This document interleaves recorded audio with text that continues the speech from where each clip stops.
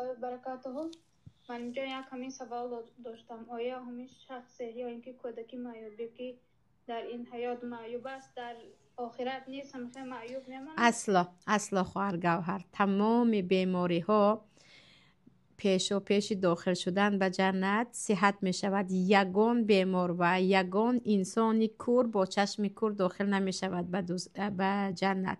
همه از همه دردها پاک می شوند و این چونین حتی پیران سالان، همه می دانیم که پیران سالان 1001 درد دارند. چه خیلی گفتم در سن 33 سالگی داخل جنت می شوند. یگان نفر با بیماری داخل جنت نمی شود.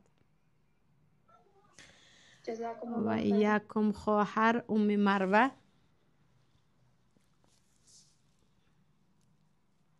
السلام علیکم استاد جان. و علیکم السلام.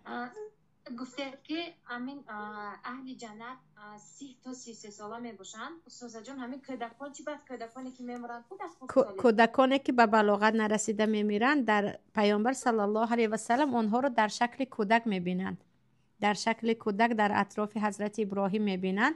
آیا آنها هم همه خیلی کودک میمونند یا 33 ساله میشه؟ من راستی گپ نمیدونم. این هفته انشاءالله دربارش گفتگو کرده میگویم تون. در حقیقت همین چیز به من هم سوال شد، چون که در شب معراج پیامبر همچون کودک آنها رو میبینند در اطراف ابراهیم. استاد جان با یک سوال دیگر، کودک‌ها بسیار خواهش کردن که همین پرسید که همین احوال حیوان‌ها چی میشود؟ حیوان‌ها جنت حیوان‌های خودش را دارد.